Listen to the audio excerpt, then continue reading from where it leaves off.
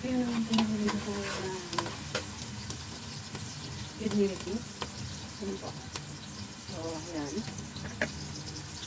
Tayo muna natin yung sibuyas. Palamutin lang natin konti.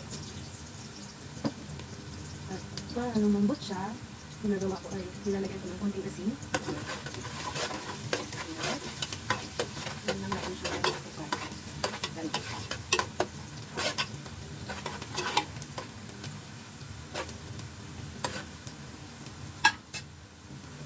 Lutuin natin siya ng dalawang minuto. Saka natin ilalagay ang kamatis. So, ayan. Lutuin ko ay red beans. So, sibuyas muna. Kasi yan ang ingredients niya. Yan, at yan. Apat to. Limang kamatis yata yan.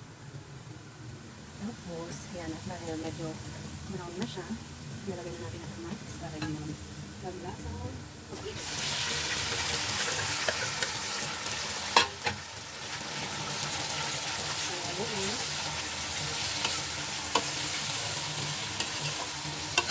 Kailangan lumambot yung kamatis hanggang sa maging crispy siya. Tapos kami na natin ilalagay ang nakakan na rin. So, ano natin? Hindi natin ito yung kamatis. Siguro natin yung nakakan crispiness. So, para mabilis lumambot siya na. Init. Nakalimutan ko palang sabihin na bago ilagay ang red beans, pag malambot na yung kamatis na maging paste na siya, ilalagyan ko na ng isang kutsarang mix masala, Pakistan mix masala ito. So, ayan. Tapos mamaya naman, siguro ilalagyan ko din ng isang kutsarang asin, kasi nga madami siya. So, lalagyan ko rin yan ng tubig mamaya para lumambot pa yung red beans na niluluto. Okay?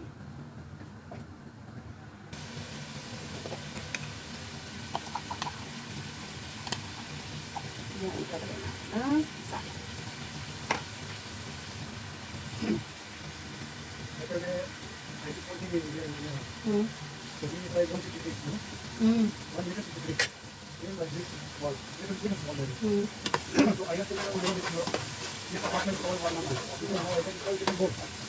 And if you know enough cooking questions from there, if someone want to work or not, but when we know this call, because we have started getting started for some therapy. If you don't want to fix everything, then you will try. You can. So if you don't like it, you can make it. Yeah. If you want to, you know, fight it. Pwede ba? Yeah, very fair. Very fair. You want to survive, you have to do it. That's right. You don't down. Parties. So then you want to know about that. Boil a little bit and then I will water. I don't know this one, it's too hard to...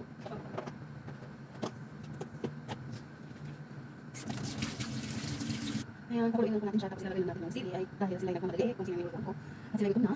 So, ayan. Tuloy lang natin, otherwise lutuin ko na isang box. Para magamit pa lang yung eggs.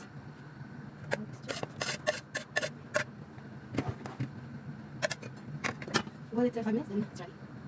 Ayan, ang mulag yung sino. So, yung kanin.